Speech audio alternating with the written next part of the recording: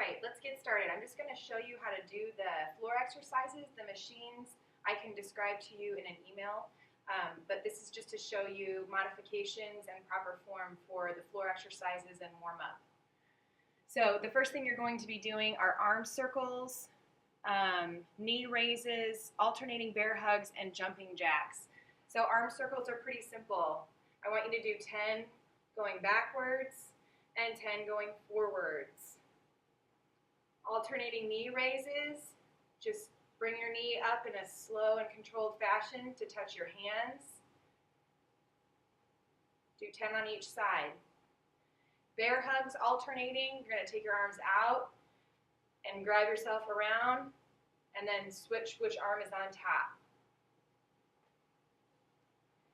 And then jumping jacks. Okay, so for jumping jacks, depending on what time of day you work out, and since this is just the warm-up, you may want to start with modified jumping jacks, which is just doing this. If you're feeling up to it, just do regular jumping jacks.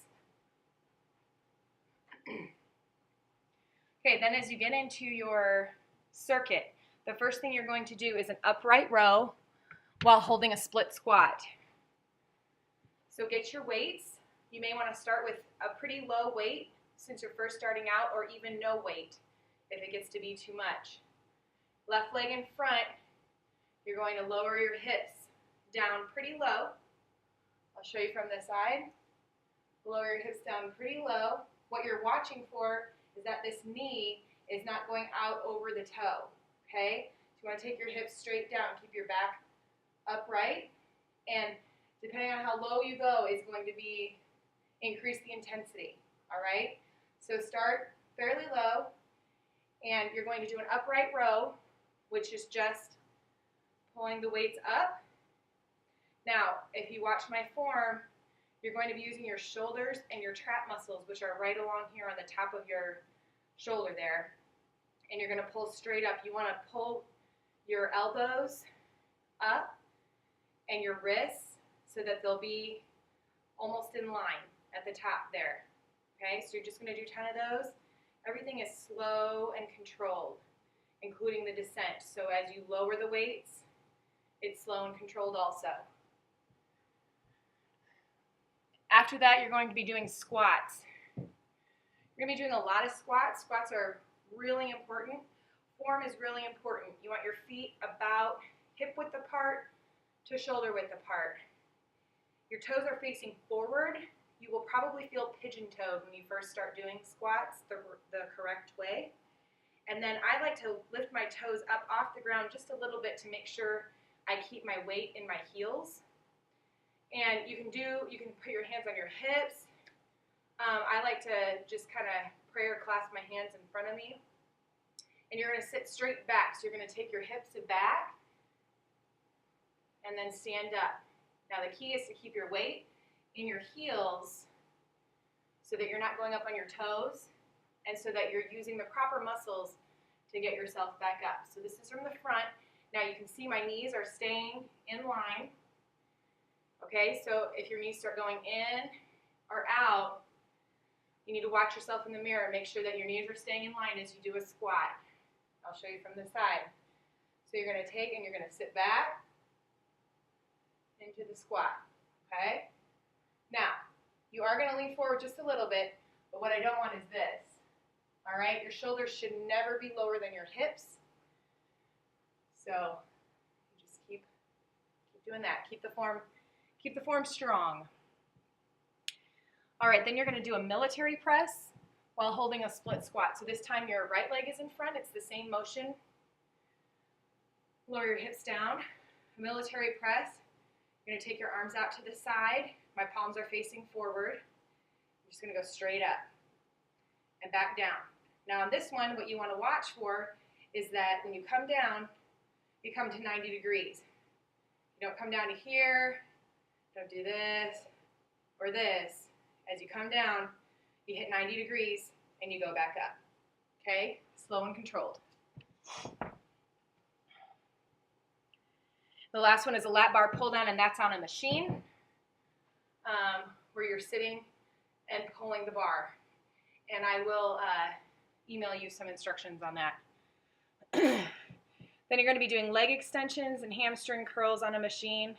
Okay, push-ups. Show you from the side. I put my knees down when I do push-ups most of the time, and that's the modified push-up. So all you're going to do, you keep your head neutral, which means you don't have it down or up. You're going to lower down, push back up, okay? Now, obviously, when you progress in push-ups, you can do them on your toes, okay? But you keep your knees down and modify them.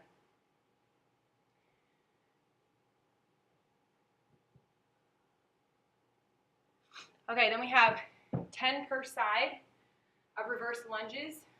You can either alternate or you can do them on one side. It is more intense to do them all on one side first and then switch sides. So depending on how you're feeling, you can either alternate or you can just stick to the same side. A reverse lunge, I'll show you from the side, is simply stepping backwards into a lunge and coming back up. There I'm alternating and coming back up. Now, this is the same as with the split squat that we did at the beginning. Depending on how low you go, it changes the intensity of how much you're going to be using those muscles. So you want to strive for depth. You want to go as low as you can, but you don't want it to be uncomfortable, okay? And just come back up to standing. Put your hands on your hips, okay? So it's the same thing. What you're looking for when you step back is you don't want this knee extending over that toe. It should be about 90 degrees. The back leg, you can move it in. If it's starting to pull in your knee a little bit, and as you move it back, you can go farther and farther down with your depth.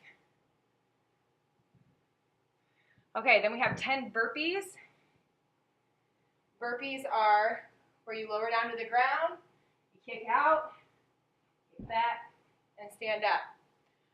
All right? Pretty simple, but they do start to work your core, which is good. So if you start feeling it too much, you need to modify the burpee. You lower down. Instead of jumping out, you step out, you step back in, and you stand up. Okay? Let's see. Jumping jacks, you know. Okay, Spider-Man climb. I'll do this from the front. This you're going to be in a push-up position, up on your toes, and you're going to pull your feet up and try and get your big toe to your pinky and back. Big toe to pinky and back. Now, you start to feel this in your low back. You can go to your knees and do it, okay? You can also not bring your foot up as far. Okay, so you can stay in this position, and you can just bring your foot up as far as you can. And the last modification then is to go to your knees and not bring your feet up as far. All right? But what you're fighting for is to keep your shoulders over those wrists as you bring your feet up.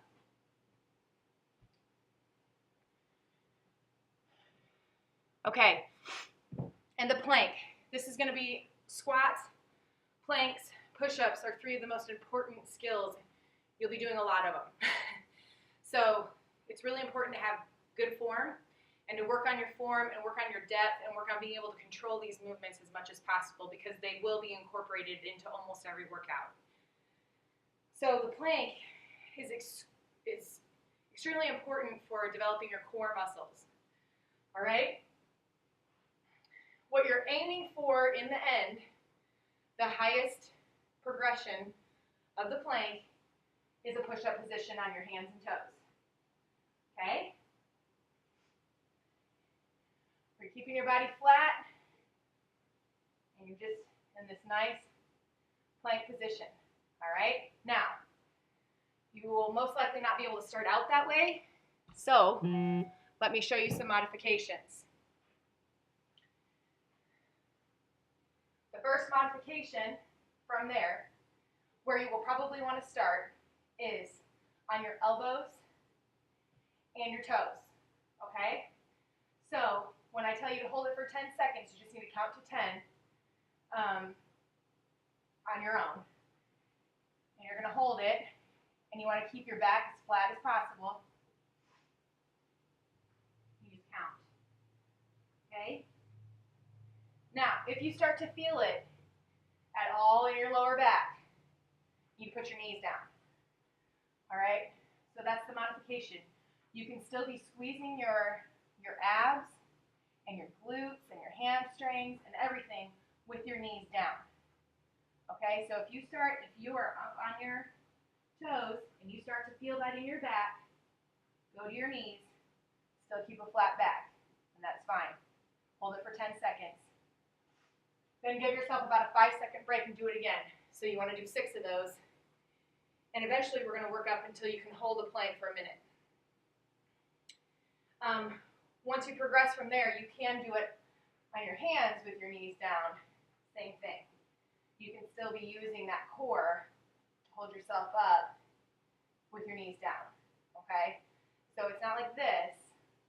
It's like this. I'm still using my core. I'm engaging that core. That's what you call it. And I am going to give you a couple stretches to do also. It's really important when you stretch. First of all, it's important to stretch. So I do expect you to stretch every time. I am allotting 10 to 15 minutes to get a good stretch in. When you're stretching, you want to hold each stretch for 30 seconds minimum, okay? So you can get a stopwatch or just count to yourself, listen to some music. So these are the stretches I like to do. I just go head to toe and kind of stretch everything because most of the workouts will be a full body workout. So it's good to stretch everything. So I start with the head to the side, pulling gently, mostly using gravity.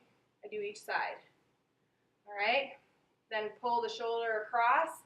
Now on this, it's really important. Keep your shoulders down. You don't want your shoulder up in your ear like this. Keep your chest facing forward. Don't pull it across this way. So you want your chest facing forward. You're just going to pull that across. Okay?